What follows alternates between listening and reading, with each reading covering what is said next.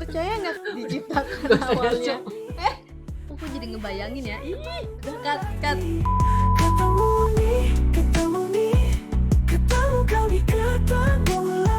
Aku bakal sebutin 3 item, terus kira-kira apa nih yang terbesit pertama kali di pikiran kamu ya. Yang pertama warna pink, yang kedua pembalut, yang ketiga high heel.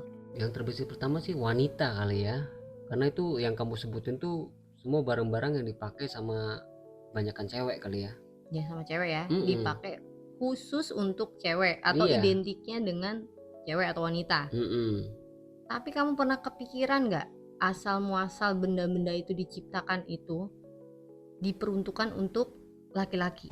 Masa sih? Bener, karena pada awalnya itu fungsinya justru kayak berbanding terbalik dengan fungsinya yang saat ini gitu. Kalau sekarang kan jadi fashion ya, atau jadi kebutuhan wanita gitu. Tapi pada masanya dulu pertama kali diciptakan itu untuk kebutuhan para pria atau laki-laki. Kok bisa sih? Padahal kan kegunaan dari pembalut yang sekarang itu kan ya untuk cewek ya, untuk menstruasi. Kok bisa dulu digunain untuk cowok gitu?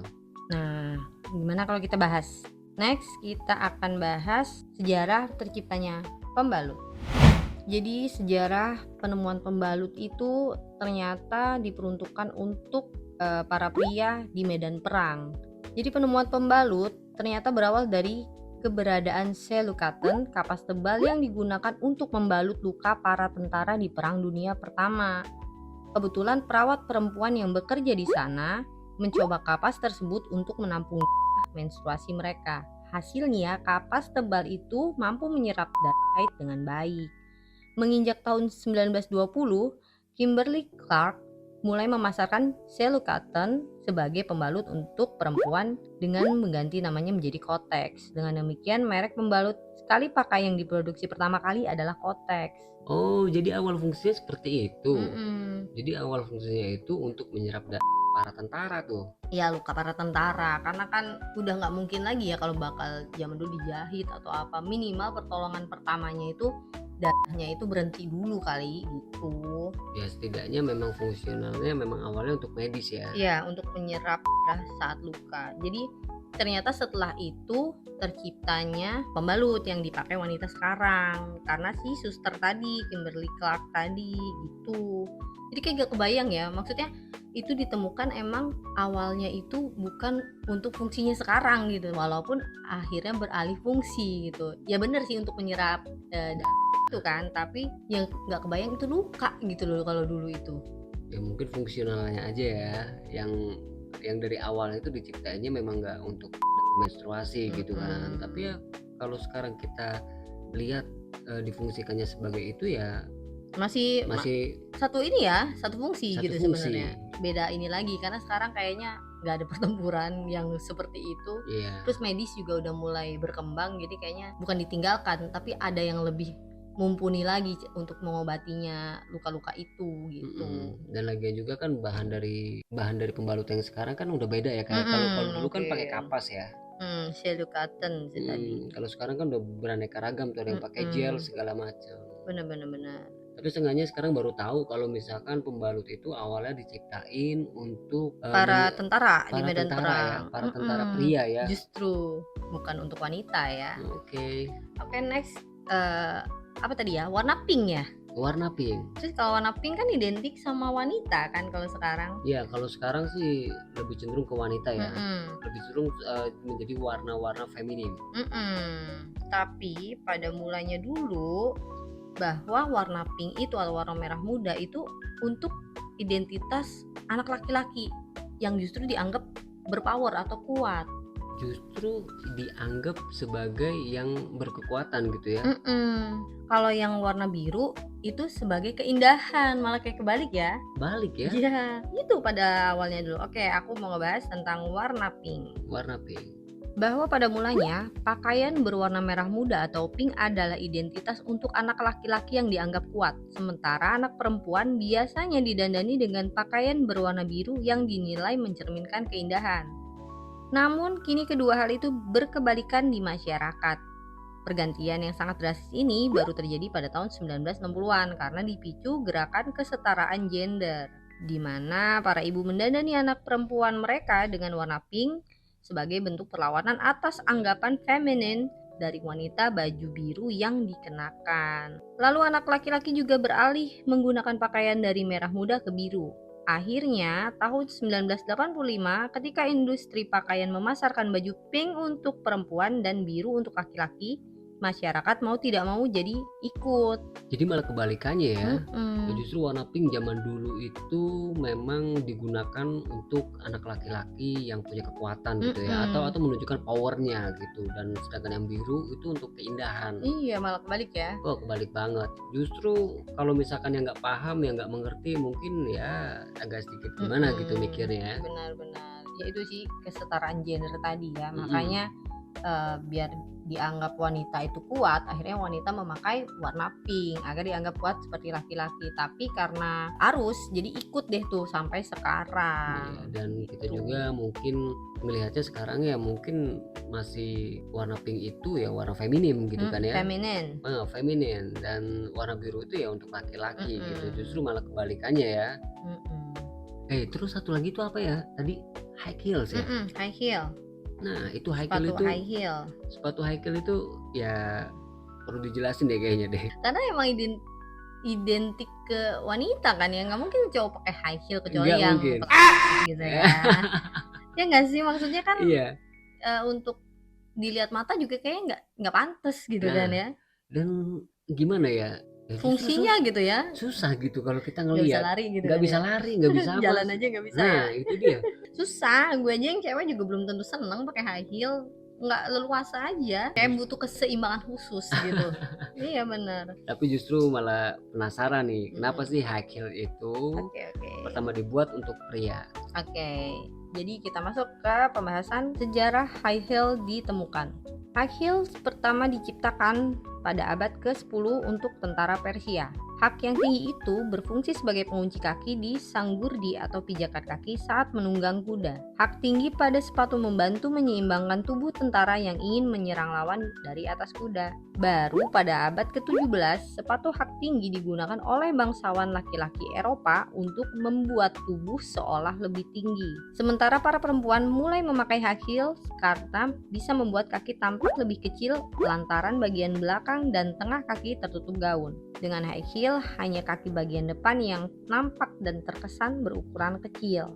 Selain tujuannya yang relatif berbeda, bentuk high heel pun yang dikenakan laki-laki dan perempuan pada zaman itu juga berbeda. Sepatu high heel asli untuk pria, heelsnya yang lebar dan bagian depan yang rata, sementara heels perempuan lambat laun makin ramping dan bagian depannya lancip. Karena sepatu high heel semakin mencirikan feminitas, para pria berhenti menggunakannya sejak abad ke-18. Oh, ingat. Dulu udah pernah lihat sih gambar tentara luar zaman dulu itu waktu berkuda pakai sepatu yang kayak high heels gitu. Ya, mungkin dikira bangsawan ya. Mungkin kalau aku lihat sih sepatu itu diperuntukkan untuk tentara-tentara yang berkuda kali gitu ya. Jadi kalau awalnya sih emang untuk tentara menyeimbangkan tubuhnya kan waktu menyerang lawan dari atas kuda. Itu di abad ke-10. Nah, masuk ke abad 17 itu sama aja sebenarnya fungsinya seperti tahun sekarang gitu loh. Jadi untuk menambah tinggi badan sebenarnya. Itu udah di abad ke-17 gitu ya. Tapi awalnya itu dipakai sama bangsawan laki-laki gitu. Barulah dipakai sama wanita-wanita biar juga kelihatan lebih tinggi, dan bentuknya juga kan beda kan. Kalau dulu seperti itulah, kalau sekarang udah mulai runcing, high heelnya udah mulai runcing kan. Kalau dulu tuh flat gitu, jadi kayak tinggi, bener-bener tinggi, terus flat, nggak ada bentuk runcing, nggak ada si high-nya juga runcing, nggak ada, bener-bener kayak naikin bata kali ya. Jadi ya mungkin kalau kita bilang itu sepatu boot, tapi bootnya dipanjangin belakangnya itu kali ya. Karena bentuknya kotak gagah, maksudnya masih bentuk kotak gitu. Ya masih lumrah lah ya kalau dipakai laki. Kalau yang nggak habis pikir di benak kita kan bentuk yang high heel sekarang dipakai pada zaman itu kan. Nah, kayaknya itu dia. nggak masuk akal. Kayaknya gitu nggak kan dong ya. juga kalau untuk kita pikirin ya. Betul. Jadi sebenarnya nggak kebayang lah ya awal-awal barang-barang itu diciptakan awalnya untuk laki-laki gitu loh, bukan Nggak untuk kebayang sih. bukan untuk wanita seperti sekarang. Dan kalau dibilang perubahan fungsi juga ada gitu, yang tadinya untuk luka sekarang untuk bulanan. Yang tadinya untuk perang di atas kuda tapi beralih fungsi menjadi penambah tinggi badan gitu. Terus apalagi warna pink yang jelas ini ya, yang tadinya ternyata pink itu dipakai untuk anak laki-laki yang menyimbolkan kekuatan, sedangkan biru itu anak perempuan yang menyimbolkan keindahan, tapi beralih fungsi karena gender, kesetaraan gender tadi. Jadi kayak mulai oke lah, kita nggak boleh menjudge satu produk atau menjudge satu ini ya, ciptaan gitu kan ya. Iya, betul. Karena pada hakikatnya semua itu memiliki fungsi yang berbeda dan memiliki kebutuhan untuk orang-orang itu tersendiri tuh. Dan mungkin kita tidak bisa ngejudge juga ya, karena nggak taunya makin kesini makin dirasa cocok aja gitu. Maksudnya ngelihatannya ya rasional aja gitu. Iya. Dengan warna tertentu memang dipakai Kalau sebenarnya gitu. warna sih aku nggak ada terlalu ini ya, kayak misalkan ngeliat cowok pakai baju pink, buat aku sih di mata aku ya wajar aja gitu loh. Sebenarnya nggak ada hak paten kok si pink ini dipakai sama cewek, nggak boleh sama cowok atau sebaliknya. Kalau menurutku wajar gitu, semua warna itu milik semua orang yang bisa memakai dan menerima gitu ya. Dan artian gini, menerima, kalau misalkan kamu dibeliin kan baju sama orang warna pink, warna biru, tapi kamu dikasihnya yang pink gitu kan, kamu nerima nggak? Ya kan? Ya pasti yang nerima. Maksudnya kalau kadang orang kok gue dibeliin baju warna pink sih, kan gue laki gitu loh maksudnya. Iya. Menerima itu menerima keadaan. Jadi porsinya ini bukan hanya kita yang melihat tapi kita yang memakai. Buat gue sih wajar-wajar aja gitu. Kalau aku sih wajar aja sih kalau misalkan orang ngasih aku kaos pink gitu ya pasti aku pakai. Kecuali kalau misalkan dia ngasih aku legging pink. Percaya nggak kalau legging itu juga diciptakan awalnya? Legging juga awal. Kalau sekarang Ini gue cari ya. Kalau sekarang lu kasih gue legging pakai. Beneran ya?